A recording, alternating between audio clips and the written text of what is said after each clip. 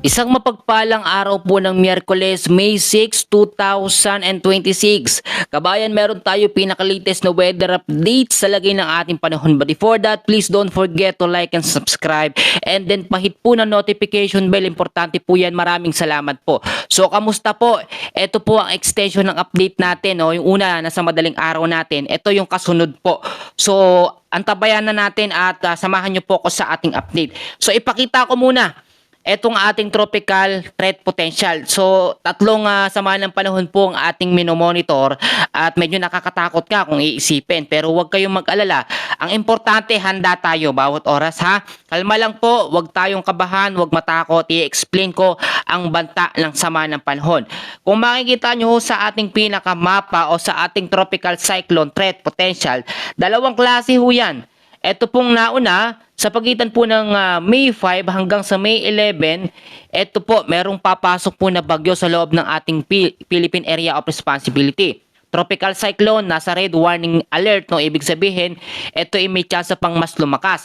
Yung number 1 sa may baba po ng tropical cyclone, low pressure area na nasa unlikely ang category. Meron pa sa may bandang dulo na isang low pressure area, pero medyo malayo pa yon. Sa week 2, May 12 hanggang sa 18, isang LPA ulit ang mabubuo sa loob naman ng ating Philippine Area of Responsibility. Sa pinakahuli po natin pagtatala, ito po, no, alamin natin yung mga direction po at distansya ng mga bagyo po na nasa labas ng ating Philippine Area of Responsibility. Ito munang LPA na unlikely ang category. Meron po itong lokasyon na 930 kilometers east of northeastern Mindanao. Tandaan nyo ho, ilang oras simula ngayon nasa loob na ito ng ating Philippine Area of Responsibility. At asahan ang pwedeng maging direktang epekto nito sa silangang bahagi ng Mindanao, Eastern Visayas at North Luzon. Maging handa yung mga lugar ho na binanggit ko na yan, no? At yung tropical cyclone, tropical depression na nasa level 1 na category, patuloy po ang kilos papalapit po sa ating Philippine Area of Responsibility.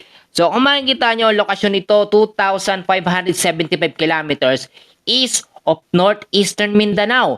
Tinataglay po nitong hangin ngayon na pumapalok, umaabot na sa 55 kilometers per hour malapit sa may sentro at may bugso naman na 70 kilometers per hour. Ang pagkilos naman ho niya pa northwestward is slowly. Medyo mabagal po yung pagkilos. Kaya yung sinabi ko kanina, pagitan ng May 5 hanggang sa May 11, diyan yung peak sa pagpasok po ng tropical cyclone o tropical depression na nasa labas ng ating bansa. Simula ho ngayon, no, ilang oras simula ngayon, yung tropical depression papalo ho sa pagiging tropical storm category. Pag tropical storm category, ito ho ay level 2 na category po ng bagyo at medyo malakas din yun. At alam naman natin pag tropical depression, tropical storm, yan po more on maraming mga ulan ang ibinibigay sa malaking bahagi ng ating bansa. Ngayon, tignan ulit natin, no? Tignan ulit natin yung ating live weather forecast or system, no? Yung pinakamapa natin sa ating binomonitor ng sama ng panahon. Ito ho. At kung makikita ho ninyo, palapit na ng palapit ang LPA na unlikely ang category. Ito nakapasok na nga ho actually sa ating Philippine Area of Responsibility at meron na siyang sirkulasyon. At etong silangan po ng Mindanao, asahan natin bandang hapon paggabi, may mga konti na tayong mararamdaman na epekto po nito nga pong low pressure area. Kahit LPA yan na unlikely, no? Yung trough extension yan pwede pong magpaulan, magbigay ng sama ng panahon. At ito namang tropical depression na ito, mas lumalapit pa siya at patuloy po ang pagkilos, mas lumalakas din at nade-develop yung kanyang sirkulasyon ng hangin. Yung isa namang low pressure area na sinasabi natin, ito po medyo malayo pa naman pero nakikita pa rin natin, ito ay nasa medium or katamtaman po ang tsansa para maging bagyo o tropical depression. So tatlo ho ito. Tatlong sama ng panahon ng ating patuloy na minomonitor, isa dito, isa ng ganap na bagyo. At etong nasa unahan na low pressure area, unlikely ang category, pwede itong malusaw, pwedeng lumakas. So kinakailangan lamang patuloy nating malaman kung saan yung mga direktang lugar na pwede nitong madaanan. No? Unang-una, ito pong low pressure area na unlikely ang category, pwede itong malusaw, pwedeng lumakas. Ang maapektuhan po nito ay ang silangang bahagi po ng Mindanao. So pag sinabi natin na Eastern Mindanao po, at eto po, makinig po kayong mabuti. Ulitin ko ulit ha, doon sa unang update natin, present po yung iba doon. Very good ho. Pero sana dito sa pangalawang update natin, present din po kayo. So sa eastern po ng Mindanao, kasama dyan sa pinaghahanda at maging alerto. Ito na po, malapit na, dikit na halos, no? Ang Agusan del Norte, Agusan del Sur, Surigao del Norte, Surigao del Sur, Dinagat Islands.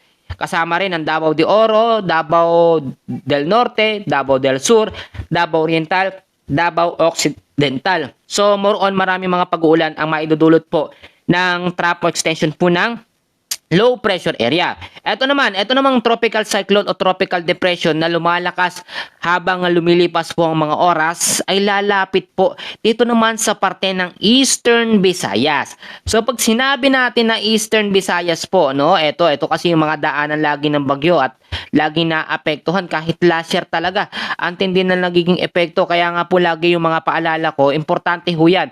So Eastern Visayas, maging alert at maging handa sa pagpasok po ng bagyo na nasa labas ng ating part. Ito sinasabi ko ng maaga para mapaghandaan po natin. Kasama dyan ang Leyte, ang Southern Leyte, ang Samar, Eastern Samar, Northern Samar, Biliran, yang mga lugar ho na yan.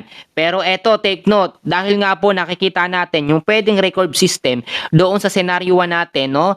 Sa track po ng bagyo na papasok sa loob ng ating part, pwedeng maapektuhan din ang parte ng North Luzon. So maging handa't maging alerto din ang parte ng North Luzon, kasama dyan ang Ilocos Norte, Ilocos Sur, La Union, Pangasinan. Kasama rin ang probinsya ng Cagayan, Isabela, Nueva Vizcaya, Quirino, Batanes, at kasama rin ang Benguet, Ifugao, Mountain Province, Kalinga, Abra at Apayao. Mga kaibigan ko, mga kababayan, pwede pang magbago ang direction po ng bagyo na ito. Pwede itong dumaan po sa parte po ng Eastern Visayas, lalabas sa kanlurang bahagi po ng Luzon, at mas maapektuhan ito ang malaking bahagi ng Central Luzon.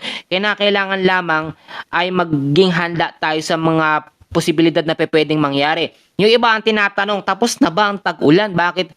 Tapos na ba ang tag-init, no? Bakit parang may mga bagyo na?